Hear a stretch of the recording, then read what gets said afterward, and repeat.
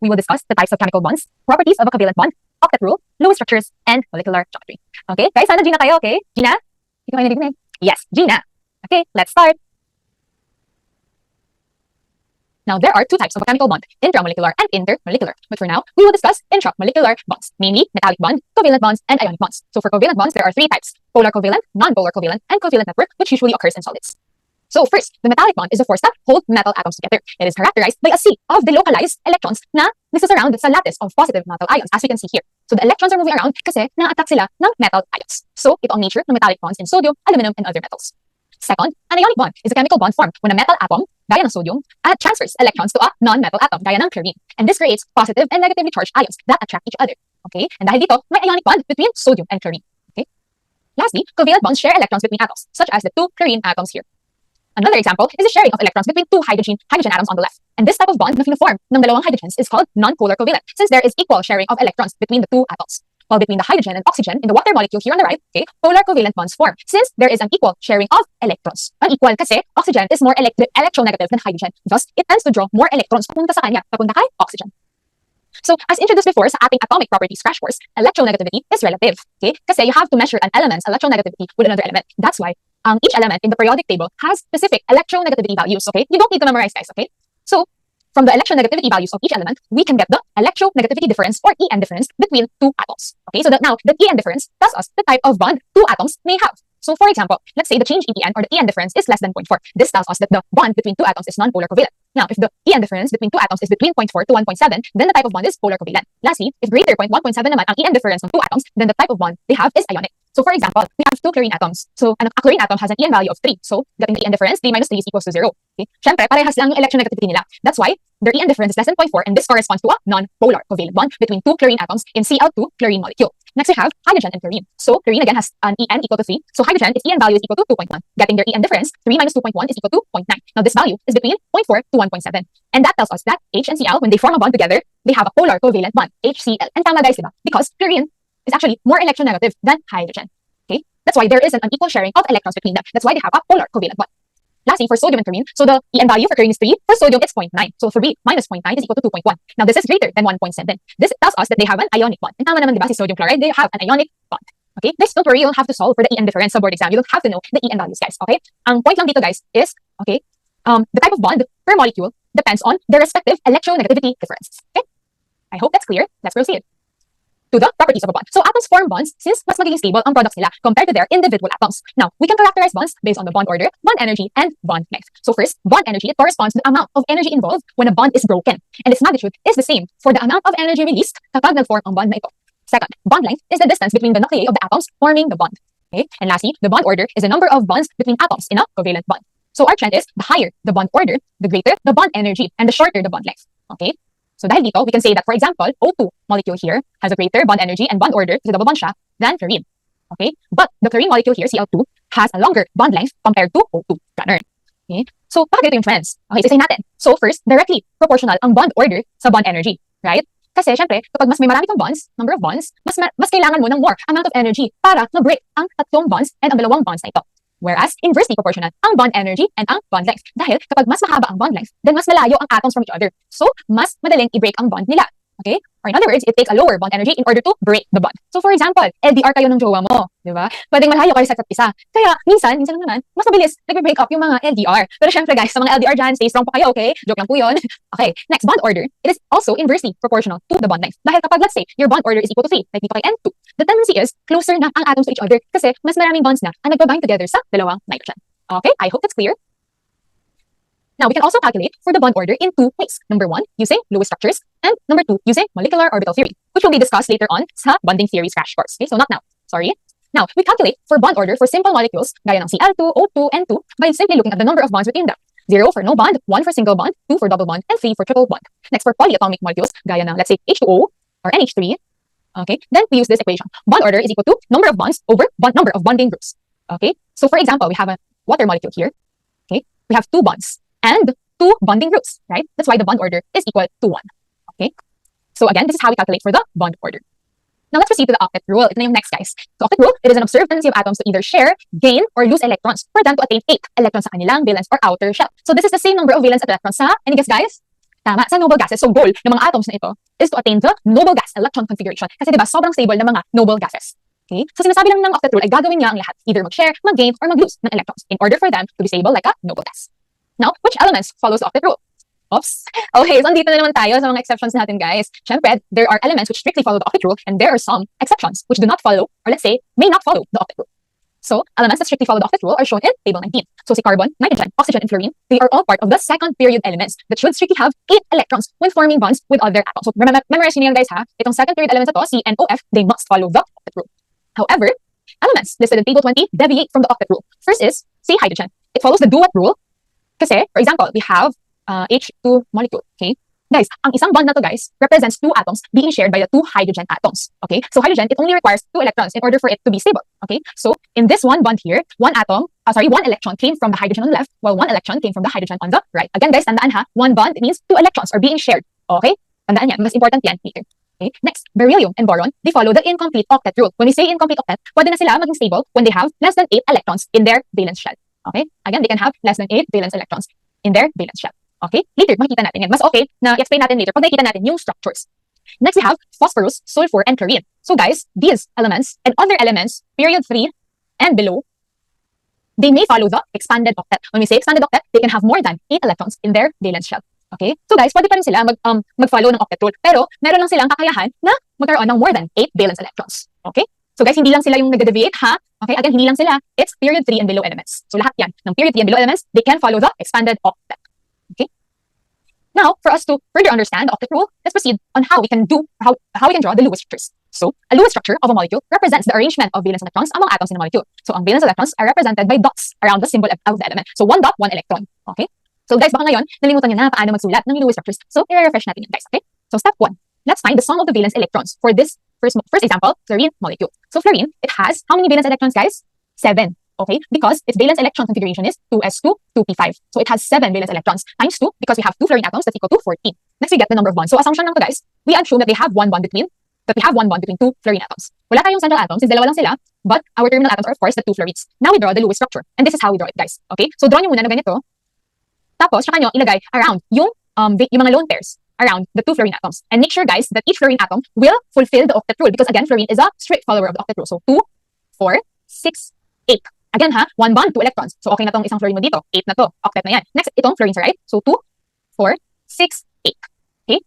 Tama, di ba? So it also follows the octet rule, yung nasa right. So each of them, guys ha, dapat nagfa-follow ng octet rule. Now guys, to double check our structure, okay, count the total valence electrons, or count the total electrons found in this structure. So let's count. 2, 4, 6, 8, 10, 12, 14. 14 electrons. O di ba? Same ito sa nakuha natin sa step 1. So that is another way on how we can validate our Lewis structure by checking if we got the same number of valence electrons sa step 1.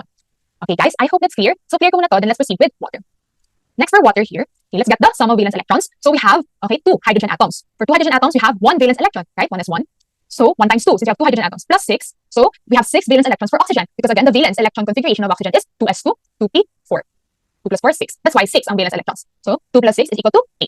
Next, we determine the number of bonds. So we assume na may dalawang bonds, kasi may dalawang hydrogen ka na magbabond with oxygen. So the central atom is automatically oxygen because may dalawa kang hydrogen atoms. Again guys, hydrogen atoms can only follow the duet rule. Kaya hindi sila pwedeng maging central atom. Now let's draw the structure. Okay, huwag niyo muna pansinin yung nasa taas ko. Okay? Or huwag niyo muna pansinin yung nakasulat dito. So here, ito yung skeletal structure nyo. Now, the goal is, ito yung technique ko guys, fill the octet rule first for the central atom, tapos tsaka nyo i-fill yung octet rule sa terminal atoms. So, for oxygen, it's a strict follower of octet rule because it's a second period element. So far, we have how many valence electrons? 2, 4. Apat pa lang guys. So, I'm gonna add 2 lone pairs. Ganyan. Same as dito. Okay? So now, how many electrons do we have around oxygen? It's 2, 4, 6, 8. Yan, it fulfills the octet rule. Next for hydrogen, guys, okay na yan sila guys. They don't have to follow the octet rule because they only need 2 electrons. Okay? So we have 2 electrons on the hydrogen on the left and 2 electrons on the hydrogen on the right. Okay? So okay na yan, si water Lewis structure. Now, let's double check yung total valence electrons around this Lewis structure. We have 2, 4, 6, 8. So 8 valence electrons. This is the same as the sum of valence electrons we got in step 1. So this is the Lewis structure for water molecule. Guys, dapat memorize na to ha. As in, memorize na yung Lewis structure ng water because lagi yan sumusulpot. Okay? Okay. Now, let's proceed to our third example, the nitrate ion. Now guys, for nitrate ion, same steps lang in determining the Lewis structure. Pero guys, we have to take into account the negative charge. Okay? Again, we have to take into account the charge for ions. Okay? So let's start by counting the sum of valence electrons. So for nitrogen, we have 5 valence electrons because the electron config of nitrogen is 2s2, 2p3, right? So 3 plus 2, 5. Next for oxygen, we have 6 valence electrons. So we have 3 oxygen. So 6 times 3 plus 1. Bakit plus 1? Because we have a negative 1 charge here on the nitrate ion. Okay? Again, plus 1 dahil we have a negative 1 charge. That's equal to 24 valence electrons for nitrate ion. Next, we determine the number of bonds. So assumption lang guys that we have 3 bonds because we have 3 oxygens that will bond with the nitrogen atom. Next, the central atom is nitrogen. Guys, why? Because nitrogen is less electronegative than oxygen. Again, guys, we have to find the central atom for, let's say, a nitrate ion, okay? We have to get the less electronegative atom. Hindi siya mag-apply kay water, guys, because again, hydrogen follows the duet rule. Matic, terminal atoms na yan, okay? Pero for nitrate, since we're comparing N and O, then the least electronegative atom is on the central atom. And the terminal atoms are oxygen. Now, we draw the skeletal. So, yung skeletal muna. Tingnan nyo na lang, guys, yung drawing ko. Sorry, medyo imperfect siya. Okay, so this is the nitrate ion. So far, focus muna tayo sa central atom, okay? Dapat ma-fulfill ng nitrogen ang octet rule. So far, we have 2, 4, 6 valence electrons. Oops, kulang tayo ng 2. No, ma'am, what will you do para ma-fulfill niya? Okay, so gagawin ko is magdadagdag ako ng bond dito. Okay? Ayan, may bond ka na. So 2, 4, 6, 8. So nitrogen now follows the octet rule. Next, let's fulfill the octet rule for the oxygen terminal atoms because they must fulfill the octet rule as well. So 2, 4, 6, 8, 2, 4, 6, 8, 2, 4. Ayan ha, guys, pay attention. Dalawang lone pairs na lang yung nilagay ko sa oxygen na ito, yung may double bond. Kasi may double bond ka dito, guys. Again, dapat it follows the octet rule. So far, we have 2, 4, 6, 8 valence electrons for this oxygen here. Okay? And this gives us this Lewis structure, yung nasa table. Okay? For ions, guys, don't forget to put a bracket. Okay? Tapos yung negative charge sa labas. Okay? O guys, double check natin yung Lewis structure na ating nagawa. So, let's count the total valence electrons. We have 2, 4, 6, 8, 10, 12, 14, 16, 18, 20, 22, 24. Boom! Tama. Same siya sa nakuha nating sum of valence electrons sa step 1. Okay? Guys, I hope it's clear. So guys, don't worry, kung nahihirapan pa kayo ngayon, you have a lot of time to practice this, okay? Practice lang talaga ang katapat ng Lewis structures. So now, let's draw the Lewis structures of methane, boron trifluoride, and phosphorus pentafluoride. So the steps are, first, get the sum of valence electrons from all atoms. Step 2, determine the number of bonds in the molecule. Step 3, identify the central atom and terminal atoms. Step 4, draw a skeletal structure and arrange the remaining electrons to satisfy the octet rule for second period elements. And then, place remaining electrons or the lone pairs around the central atom. Then, ito optional lang, check the formal charge of central atom and reduce it to 0 if kailangan. Okay? Later, we'll learn natin anong meaning ng last step na to when we get to resonance structures. So guys, pause this video first and try to answer. Okay? Okay guys, so let's answer. So in step 1, for methane molecule muna, let's get the sum of valence electrons from all atoms. So step 1. Okay? Better guys, number nyo na lang din. So number of valence electrons, carbon we have 4 because its electron configuration is 2s2, 2p2 plus 1 for hydrogen times 4 because we have 4 hydrogens that equal to 8. Step 2, we determine the number of bonds. Since we have 4 hydrogens that will bond with carbon, then we assume that we have 4 bonds. Matik guys, ang central atom natin ay si carbon since we have hydrogens that strictly follows the duet rule. Okay? And now we can draw the skeletal structure. So, flash ko na lang guys. Ayan. Okay? So, yan. Now, this is the skeletal structure. First, let's check if the central atom strictly follows the octet rule. Again, carbon strictly follows the octet rule because it's a second period element. Let's check. 2, 4, 6, 8. Okay siya. It follows the octet rule. Next, for the terminal atoms, okay, they must follow the duet rule kasi mga hydrogen to. So, they all each have 2 electrons. Now, let's check the total number of electrons in this Lewis structure and confirm if same siya sa nakuha natin sa step 1, which is equal to 8 ang valence electrons. So, we have 2, 4, 6, 8. Okay, the same siya sa nakuha natin sa step 1, which is 8 valence electrons. Okay, so this is the structure for methane molecule. Okay, second, for boron trifluoride. Now, for boron trifluoride, step 1 muna, number of valence electrons. For boron, the valence electron configuration is 2s2, 2p1. So, the valence electrons is 3. Plus, again, 7 for fluorine. Since we have 3 fluorines, 7 times 3. So, 21 plus 3 is equal to 24. Next, determine the number of bonds. So, we assume that we have 3 bonds. Kasi may tatlong fluorine ka na magbabond kay boron. Then, our central atom is boron. Okay? Because, again, boron is less electronegative than fluorine. Again, the least electronegative atom should be the central atom. Now, we are ready to draw the Lewis structure. Ganito. Ayan. So first, tingnan muna natin yung central atom. Okay, so for the central atom, so far for boron, we have 2, 4, 6 valence electrons. Oops, guys, we have to stop there because boron follows the incomplete octet rule. It only needs 6 electrons para maging stable. Okay, again, boron only needs 6 electrons para maging stable. Okay, so we stop there. Next, let's go to fluorines. Again, fluorine is a strict follower of the octet rule because it's a second period element. So let's fill the valence electrons. 2, 4, 6, 8. So may 8 na siya. Next for fluorine, 2, 4, 6, 8. Ayan, may 8 na rin ito. Lastly, 2, 4, 6, 8. So may 8 na rin siya. Okay? Gets ba guys? So this is the Lewis structure for boron. Now, let's double check kung tama ang structure guys by determining the number of electrons in this structure. So we have 2, 4, 6, 8, 10, 12, 14, 16, 18, 20, 22, 24. We have 24 electrons in this Lewis structure. And this is the same with what we got in step 1. So ito ang Lewis structure ni boron trifluoride. Ayan. Okay guys. Ayan, absorb nyo lang muna. Okay, lastly, we have phosphorus pentachloride. So again, let's get step 1. Okay, dito na ako susulat guys. So phosphorus, the valence electrons is 5 because recall, ilan yung valence electrons si phosphorus? 3s2, 3p, 3, right? Yung valence electron config niya. So it has 5 valence electrons. Plus, fluorine also has 7 valence electrons times 5 since we have 5 fluorines. So solving guys, ilan yan? Yes, that's 40. Okay? Next, we determine the number of bonds. So for the number of bonds, we have 5. Assume lang tayo guys because we have 5 fluorines that will bond with phosphorus. Now the central atom is phosphorus because it is less electronegative than chlorine. Okay? Then the terminal atom is chlorine. So with that, we are ready to draw the skeletal structure. So ganito siya guys. Okay? Follow me. Ganyan. Okay? Now focus muna tayo guys sa ating phosphorus central atom. Let's check how many valence electrons it has. So it has 2, 4, 6, 8, 10. Oops, ma'am, ano yan? More than 8 yan. Okay lang guys because phosphorus follows the expanded octet rule. Okay? It can follow the extended octet rule. So, okay lang na 10 electrons ang meron siya. Okay? Next, we have the chlorine terminal atoms. So, sa mga ito guys, di ba sabi ko they can follow expanded octet, yung mga period T and below. Pero syempre, yung ito guys, di ba sabi ko they can follow expanded octet, yung mga period T and below. Pero syempre, yung mga terminal atoms, matik na guys, they will fulfill the octet rule. Okay? So, for chlorine terminal atoms here, let's follow the octet rule. 2, 4, 6, 8. So, 8 na yan. 2, 4, 4, 6, 8. 2, 4, 6, 8. 2, 4, 6, 8. 2, 4, 6, 8. Ayan. So, this is the structure for phosphorus pentachloride. Okay? So, ma'am, let's confirm nga kung tama yung structure mo. Okay. So, guys, okay, flash ko lang yung actual Lewis structure nito. Ayan. Let's confirm by determining the total number of electrons found in the Lewis structure. So, we have 2, 4, 6, 8, 10, 12, 14, 16, 18, 20, 22, 24, 26, 28, 30, 32, 34, 36, 38, 40. Ayan, 40. It is equal to what we got in step 1. Congratulations, guys. Guys, I have a technique for you para mas mabilis nyo makount yung total electrons sa Lewis structure nyo. O, panoorin nyo ha. So, ito guys, itong group na to guys, matik 8 electrons na yan. Okay, tama na diba? Because 2, 4, 6, 8, right? Ito 8 na rin, ito 8. 8. So you have 8 times 5, 40, right? So 8, 16, 24. Right? Okay, hope that's clear. Guys, if you have any questions for this, feel free to message me, okay? Or use the Google form to ask your questions, okay? Now, next example, draw the Lewis structures of sulfur tetrafluoride and bromine trifluoride. So pause this video first, guys, and try to answer, okay? Okay, guys, so let's answer. So we follow the same steps, okay?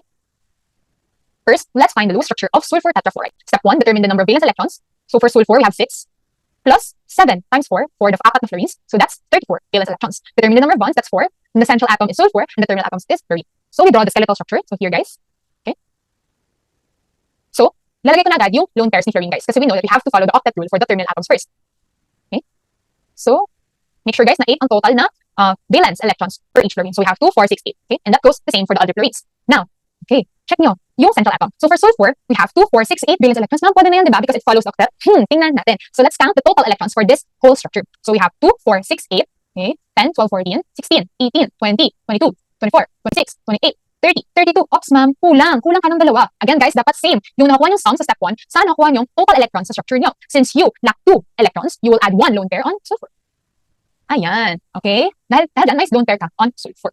Okay, so let's count again, guys. We have 8, 16, 24, 32, 34 valence electrons for SF4. Okay? So, ma'am, paano mo nalaman na dapat maglagay ng lone pair? Guys, ang technique dyan is, if hindi nyo pa nakuha yung sum of valence electrons sa structure nyo, then most likely you have to add a lone pair on the central atom. O ma'am, paano yan? Sulfur has 2, 4, 6, 8, 10 valence electrons. Sobra ng 8. Okay lang yan, guys. Again, sulfur, which is part of the period 3, okay, can follow an expanded octet. Because of this, the Lewis structure of sulfur tetrafluoride is this. Okay? Next, we have bromine trifluoride. So first, determine the number of valence electrons. So for bromine, we have 7. For fluorine, we also have 7 times 3. So that's just 7 times 4 is equal to 28. Number of bonds, 3. Central atom is bromine because it is less electronegative than fluorine. Then, time to draw the skeletal structure. So ganyan lang, guys. Okay? Then, lagay mo na agad yung lone pairs on the terminal atoms. Ayan. Dapat 8 each yan, ha? Okay. Now, let's check the central atom. So far, we have 2, 4, 6 valence electrons around bromine. Now, kulang ka ng dalawa, diba, to achieve octet. Pero guys, check nyo yung total number of electrons ng whole structure na to. So far, we have 2, 4, 6, 8, 10, 12, 14, 16, 18, 20, 22, 24 electrons, right? Kulang ka ng 4 na valence electrons. Kasi again, dapat we get 28 valence electrons. So what I will do is add 2 lone pairs. Okay. Oh, count natin ulit. So we have 2, 4, 6, 8, 10, 12, 14, 16, 18, 20, 22, 24, 26, 28 valence electrons on bromine trifluoride. Okay? Very good. So this is the structure for bromine trifluoride. If you can observe, guys, this example, okay, are structures with lone pairs. Yung previously, yung kanina, has no lone pairs. Okay? So guys, again, si bromine, okay lang na it follows expanded octet because it belongs to period 3 and below elements. So it has 2, 4, 6, 8, 10 valence electrons. Okay lang yan, ha? Okay. Now, again, let's recall yung ating incomplete and expanded octets. Again, hydrogen follows the duet rule. It only has 2 electrons to be stable. So it has 2 electrons, yung hydrogen sa left, 2 electrons, hydrogen sa right. Next, we have beryllium. So it needs 4. Again, 4 electrons to be stable. So it follows an incomplete octet. So beryllium here has 2, 4 electrons. Okay, again, 4. Next, si boron naman, okay, it needs less than 8 electrons in order to be stable. So it also follows the incomplete octet rule. Specifically, boron has 6 valence electrons to be stable. So here in boron trifluoride, we have 2, 4, 6 valence electrons. Next, for phosphorus pentachloride, for sulfur tetrafluoride, and bromine pentafluoride, okay, we have what we call elements that follow the expanded octet. For phosphorus, okay, it can have 2, 4, 6, 8, 10 valence electrons. That's more than 8 electrons. For sulfur, ganun din, you have 2, 4, 6, 8, 10 electrons. Okay, that is more than 8. And lastly, for bromine, it has 2, 4, 6, 8, 10, 12 valence electrons. Again, guys, okay, period 3 and below elements can follow the expanded octet, where an atom can have more than 8 electrons around its valence shell. Okay. Now, we also have what we call resonance structures. This happens kapag more than one Lewis structure describes kung anong bonding ang nangyayari between atoms. Okay? It also shows us the localization of electrons sa isang molecule. So, ang mga structures na ito, may iba't ibang contribution sa totoong structure ng molecule or ion. Other compounds also have resonance structures with equal contributions. Ang example nito is the nitrate ion. So actually guys, it has 3 resonance structures. So di lang isang Lewis structure ang nagde-describe sa kanya. Para silang mga triplets na may slight pagkakaiba lang sa kanila. But this, in general, okay, itong tatlong to, fully describes the nitrate ion. So as you can see here, okay, naiiba lang kung which oxygen nakakabit ang pi bond na ito. Right? So this just shows us that the pi electrons in this pi bond is moving around the nitrate ion. Okay? Because the electrons there are delocalized. Also, ang purpose ng double-headed arrows nito is to show that the actual structure of nitrate ion is somewhere in between these resonance structures. Now, in the case of other molecules or ions, okay, how do we find the most important resonance structure? It is through the formal charge of each atom ng isang molecule. So guys, you can find the formal charge of each atom on a molecule. For example, formal charge ni O, dito, O dito, O dito, and nitrogen central atom. Okay? So what is a formal charge? It is an apparent charge of an atom in a molecule. And you can solve it through this equation. Formal charge, or Fc, is equal to valence electrons minus non-bonding electrons minus bonding electrons over 2. So for example, here, the central atom N, let's solve for its Fc. Valence electrons is equal to 5, right? We know that. Minus non-bonding electrons. That pertains to the lone pairs, right? So here we have no lone pairs, so 0. Minus bonding electrons. So the bonding electrons are found in the bonds. So we have 2, 4, 6, 8 bonding electrons divided by 2. Again, guys, in one bond, we have 2 electrons. So solving, we have 5 minus 0 minus 4 is equal to plus 1. So the formal charge on nitrogen here is plus 1. Next, let's say for this oxygen here.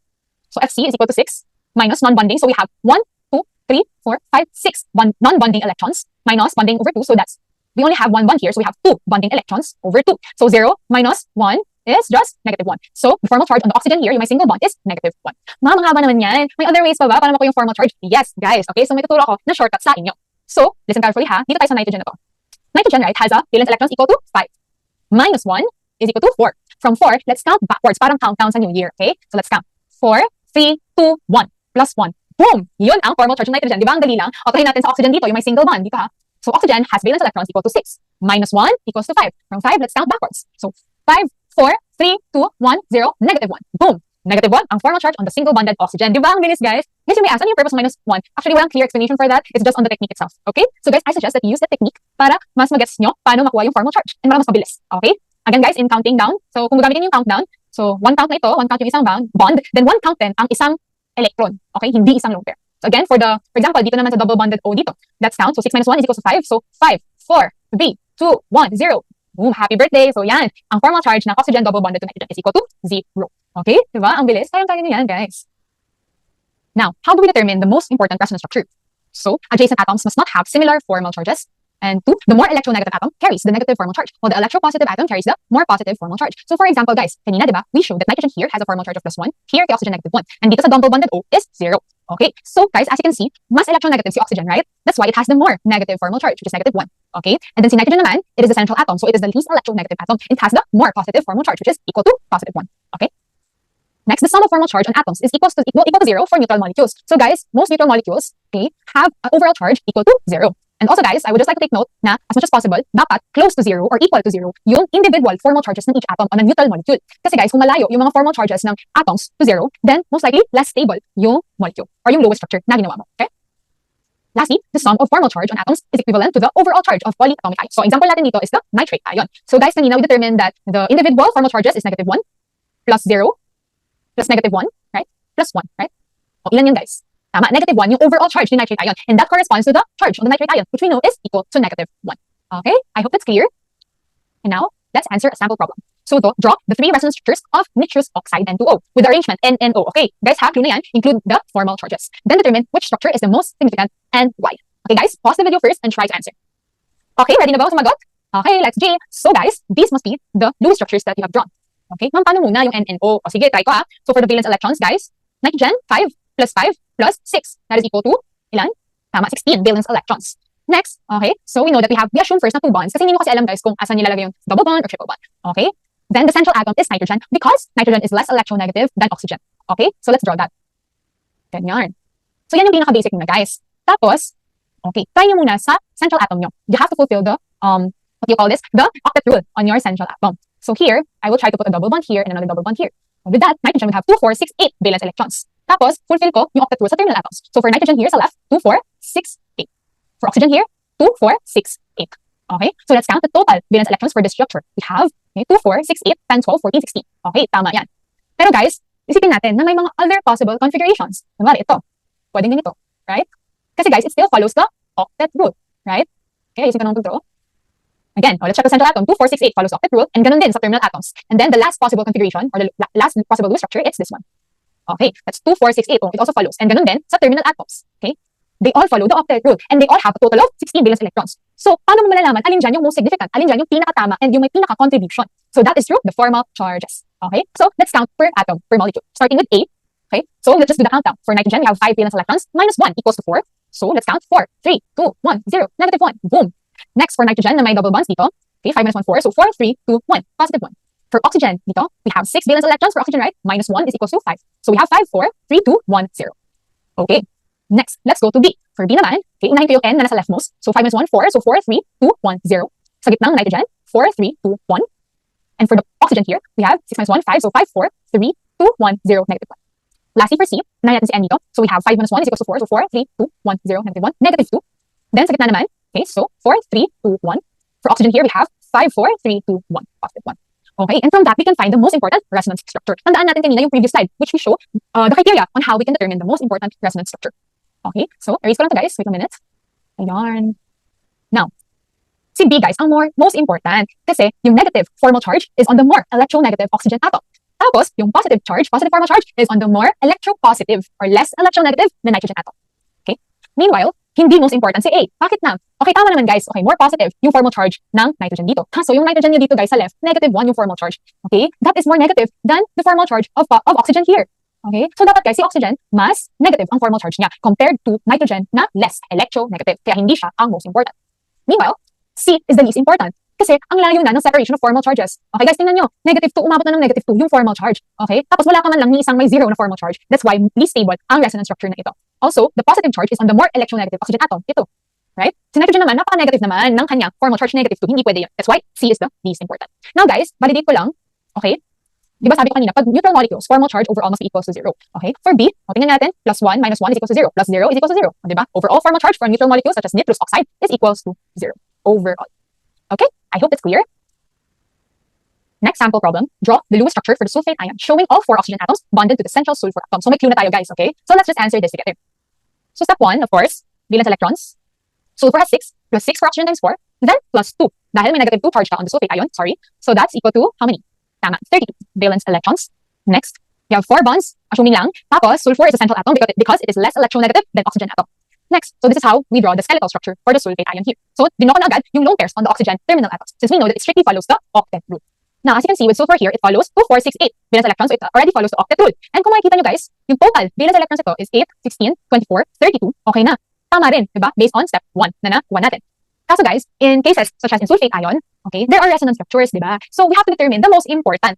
Okay? So how do we determine that? First, check natin yung formal charges on each atom. Start with the central atom sulfur. For sulfur here, okay, let's just use the shortcut S. Ang valence electrons is 6 minus 1 is equals to 5. So let's count 5, 4, 3, 2. The formal charge on the sulfate ion is plus 2. Now for oxygens here, so oxygen 6 minus 1, 5. So 5, 4, 3, 2, 1, 0, negative 1. So guys, pare-parehas lang sila na negative 1 yung mga oxygens. Okay. Now, this polyatomic ion will become more stable guys kung yung formal charge mo sa central atom is equal to 0. Okay? Mas plausible, mas acceptable yung Lewis structure kung yung formal charge ng iyong central atom is equal to 0. Okay? Para mas maging stable siya. So how do you do that na? Paano mo i-reduce to 0 yung plus 2 na formal charge sa center? So guys, ito yung technique ko. If you have a plus 2 formal charge, then you reduce it by adding plus 2 bonds. Mang paano? Dito guys, 1, 2. And ang result nito is ito. Okay? Again guys, I added 2 bonds here between sulfur and oxygen. That's why ito na ang ating structure. Of course guys, ha, pag nagdadagdag tayo ng double bond, tandaan, yung lone pairs, make sure tama pa rin that it follows the octet. As you can see, tinanggal ko yung lone pair dito sa taas para si oxygen still follows the octet rule. Okay? Again, make sure to take into account yung lone pairs kapag nagdadagdag tayo ng double bond or ng additional bond. Okay? Now, let's check the formal charge of the central atom. S. Okay? So 6 minus 1, 5, 5, 4, 3, 2, 1, 0. Boom. Yan. Sulfur has now a formal charge equal to 0. Now, let's check. Dito guys, sa single bonded oxygen, negative 1 pa rin yan.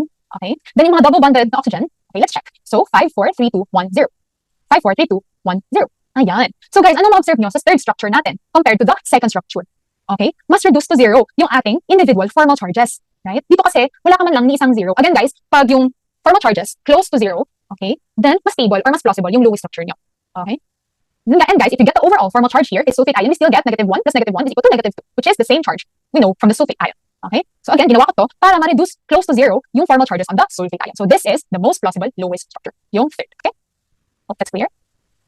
So we know that the structure here sa third, it involves an expanded octet. Pero again, mas plausible siya because it has fewer formal charges. Okay?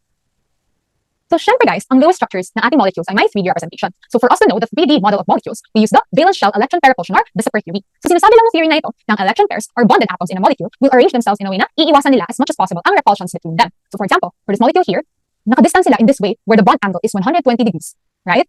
In order to minimize repulsions. So, how do we get the molecular geometry using the zipper theory? So, step 1, we draw the most plausible or acceptable lowest structure of the molecule. Second, we get the sum of the electron pairs around the central atom. And third, we determine the arrangement of the electron pairs in a way that minimizes repulsions. So this is just an overview of the various molecular geometries. So guys, it depends on the total electron pairs. When we say electron pairs, guys, it consists of the bond pairs and the lone pairs. So a bond pair is between a central atom pink and yung terminal atom na white. Okay, so my bond pair dyan. Then the lone pair is the lone pair around the central atom, which is yung yellow. So one yellow circle corresponds to one lone pair. Okay, so for two total electron pairs, the possible molecular geometry is linear, where we have two bond pairs and zero lone pairs. Next, for three total electron pairs, we have two possible molecular geometries, trigonal, planar, and bent. So ito guys, nag-iiba sila sa number of bond pairs and lone pairs. For trigonal planar, it has 3 bond pairs and 0 lone pairs. For bent naman, it has 2 bond pairs and 1 lone pair. Okay? So for 4 total electron pairs, we have 3 possible molecular geometries: tetrahedral, trigonal pyramidal, and bent. For 5 total electron pairs, we have 4 possible molecular geometries: trigonal bipyramidal, seesaw, T-shaped, and linear. For 6 total electron pairs, we have 3 possible molecular geometries: octahedral, square pyramidal, and square planar. Now, bago tayo mag-isa-isa sa molecular geometry, okay, we determine how molecular geometry affects the bond angles of molecules. So for example guys, we have here methane, ammonia, and water. At ito ang lowest structures nila. Okay, we see here that methane only has how many bond pairs? 4. For ammonia, it has 3 bond pairs and 1 lone pair. For water naman, it has 2 bond pairs and 2 lone pairs.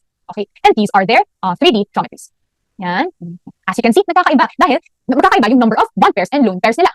And with this, methane has bond pair to bond pair repulsions. So ito yun, ito and ito. Ammonia has bond pair to lone pair repulsions, while water has lone pair to lone pair repulsions. Now, increasing ang repulsion strength yan. So ibig sabihin, water with lone pair repulsions is the strongest, has the strongest repulsions. Tapos si methane naman has the weakest repulsions kasi bond pair to bond pair lang ang meron siya. Okay? Now, what is the effect of this in our bond angles? Now, let's look at water. Okay? Since siya ang may strongest repulsions, itong lone pair nito, sa sobrang strong yan, mapupush together itong dalawang oxygen atoms na to sa baba, which lowers the bond angle between them. Okay? So, si methane naman, since it has the weakest repulsions, bond pair to bond pair lang, okay, sakto lang yung distances around the bond pairs.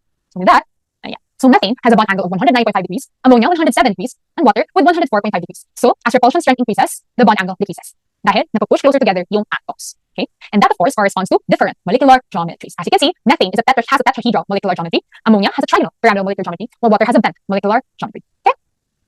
Now, let's differentiate molecular geometry and electron pair geometry. Now, molecular geometry pertains to the arrangement of atoms. Okay? It only considers the bond pairs. So, if my lone pairs na present, mag-iba ang molecular geometry. Now, electron pair geometry considers the arrangement of all electron pairs. So, that's bond pairs and lone pairs combined. For example, we have methane. For methane here, we have 4 bond pairs, right? And that corresponds to a tetrahedral molecular geometry. Now, it also has 4 total electron pairs because it has 4 bond pairs plus 0 lone pairs. So, the electron pair geometry of methane is also tetrahedral. Okay? Now, how about ammonia? So, for ammonia, guys, okay, it has 3 bond pairs, 1, 2, 3, and 1 lone pair. Okay? And this corresponds to a trigonal pyramidal molecular geometry. Now, it has 3 bond pairs plus 1 lone pair equals to 4 total electron pairs. And this corresponds to a tetrahedral electron pair geometry. So, parehas ng electron pair geometry si methane and ammonia. Okay? Again, magkakaiba sila ng molecular geometry, okay? Dahil si ammonia may lone pair, si methane wala. Okay? Guys, also, clarify ko lang, ito ang tamang structure for ammonia. Okay? This is the correct trigonal pyramidal structure for ammonia. Please correct this in your manual. Okay? Okay, guys, ready na ba kayo na isa-isahin natin yung mga molecular geometries? Gina? Gina! Okay, so here is a summary table of the various molecular geometries of molecules based on the number of their bond pairs, lone pairs, bond angles, and an example for each geometry. Guys, dapat memorize talaga natin to, okay? Need talaga ito memorize kasi lumalabas to lagi sa boards. And kung nahihirapan nun kayo, guys, don't worry because ang tip ko sa inyo is to memorize one example per geometry. Dapat may model kayo na example. For example, CO2 for linear, BF3 for trigonal planar, SO2 for trigonal, for bent, ganun. Okay? Para kung makalimutan nyo, meron kayong basis. Pero I highly suggest memorize it, okay? But don't worry, I'll help you through this table.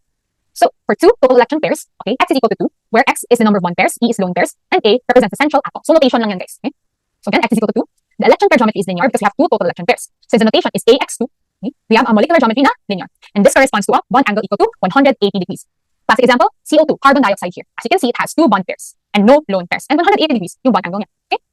Next, for 3 total electron pairs, we have 2 possible molecular geometries. Pero guys, yung dalawang to, okay, they have the same electron pair geometry, which is trigonal planar, because both of them have 3 total electron pairs. Now, first molecular geometry, X is equals to 3, E is equals to 0, meaning we have 3 bond pairs and 0 lone pairs. The notation for that is AX3, and that corresponds to a trigonal planar molecular geometry. And ang bond angle for trigonal planar molecular geometry is 120 degrees. Classic example, si boron trifluoride here. Okay? Next, another sample of 3 total electron pairs is that we have 2 bond pairs, X is equal to 2, and 1 lone pair, E is equals to 1. So, this corresponds to a notation AX2, E1. And this molecular geometry is called bent. Okay?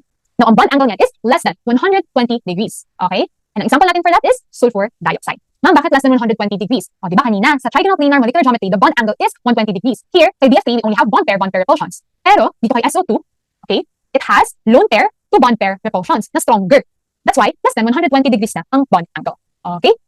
And ma'am, bakit yung basis natin 120? Bakit hindi 109.5 or any number? Okay, guys, tandaan, for this example, for this geometry, we still have a total of 3 electron pairs. Okay? So yung basis natin, syempre, ito pa rin.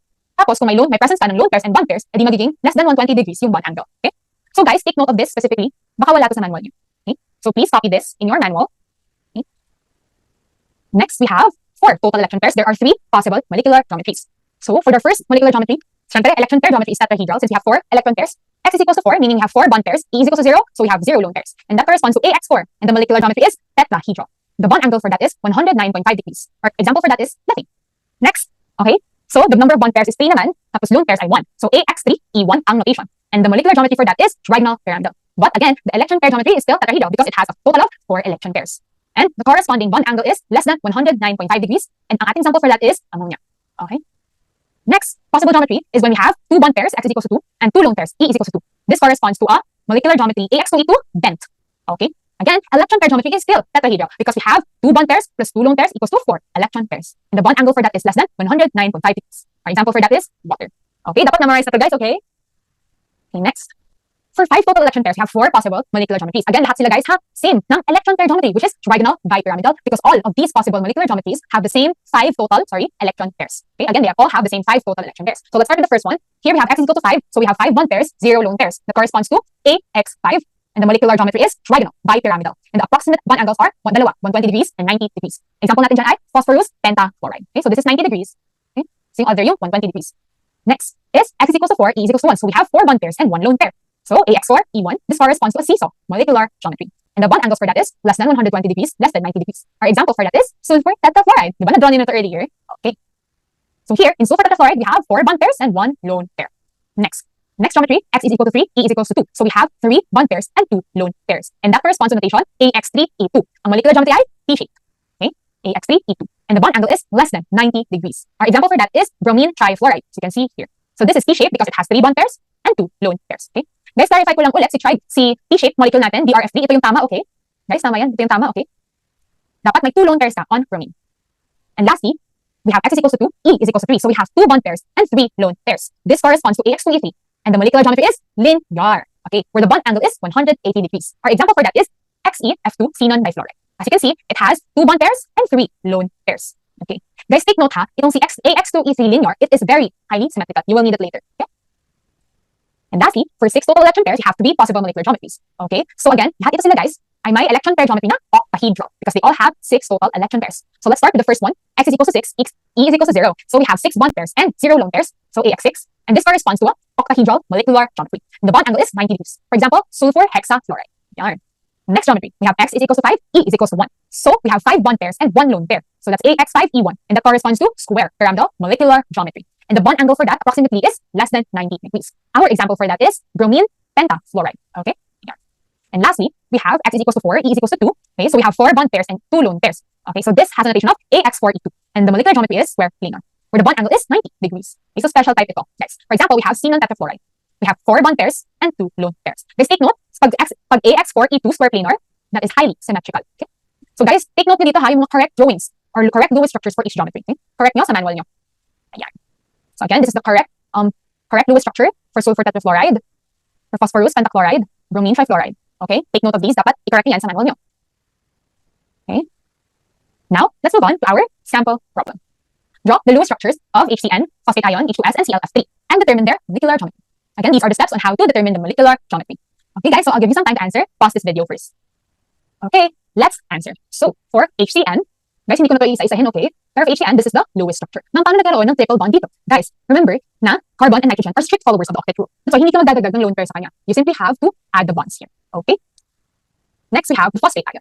Oh, ma'am, paano naging ganyan? O sige, hindi ko na tayo one by one, guys, ha? Because we already have the sulfate ion as an example. So here, let's say, ito yung skeletal structure nyo. Okay? I'll draw it. This is your skeletal structure for the phosphate ion. Ang gagawin natin is check the formal charge on the phosphorus central atom first. So, ilang nga ang valence electrons ng phosphorus? It's 5. Minus 1, 4. So, let's count starting from 4. 4, 3, 2, 1. Positive 1 ang formal charge on phosphorus. So, for the phosphate ion to be more stable or more acceptable yung Lewis structure niya, we add one more bond. So, dito yun. Add ka ng bond dito. Then, syempre, mababawasan yung lone pair mo dito kay oxygen. Okay? O, count ulit yung formal charge. Now that you added one bond. So, 4, 3, 2, 1, 0. Boom. Ito na ang most acceptable Lewis structure ni phosphate ion. Okay? This is why this is the correct answer for phosphate ion. Next, the Lewis structure for H2S, hydrogen sulfide, is this one. Ayan. Lastly, for chlorine trifluoride, guys, similar lang ito sa bromine trifluoride. Okay? Di ba? Example natin ito kanina, Idro. Ayan. So, this is how you do it. Now, let's determine one by one the molecular geometries. For HCN, we have 2 bond pairs and 0 lone pairs. So, AX2. Then, for the phosphate ion, we have 1, 2, 3, 4 bond pairs and 0 lone pairs on phosphorus. So, AX4. For H2S, we have 2 bond pairs and 2 lone pairs. So, AX2, E2. Lastly, for ClF3, we have 1, 2, 3 bond pairs and 2 lone pairs on chlorine. So, the notation is AX3, E2. Then, from there, we can just determine the molecular geometry because each notation corresponds to a specific geometry. So, ayan. So, for HCN, okay, it is linear because it has 2 bond pairs and 0 lone pairs. For phosphate ion, it is tetrahedral. For H2S, it is bent. Para siyang tubig, di ba? Water molecule yung kamukha niya. For T-shape naman, it's ClF3, so it has 3 bond pairs and 2 lone pairs. Kamukha niya si BRF3. Okay? I hope it's clear, guys. So, yung technique ko talaga dito is minamemorize yung notation and yung corresponding molecular geometry. Kunwari, linear AX2, tetrahedral AX4, AX2E2, bent. AX3E2, T-shape. Ganun. Para mas memorize siya. Okay? Ay, maganda rin talaga na may memorize na kayo na model molecule. For example, for water, kamukha niya si H2S, right? Ayan. So, I hope that's clear. Ayan, patapos na tayo. Time for our core cards. Pamas ulit. Okay, so what refers to the type of bond? That refers to the attraction resulting from the sharing of electron pairs between atoms. Covalent bond. Now, this bond property is shorter when bond energy is higher. It's tama, bond length. Third, it refers to the observed tendency of elements to attain a noble gas electron configuration. Next, the type of geometry that considers the arrangement of all electron pairs, bond pairs and lone pairs. Electron pair geometry. Lastly, what is the molecular geometry of a water molecule? Tama, it's bent.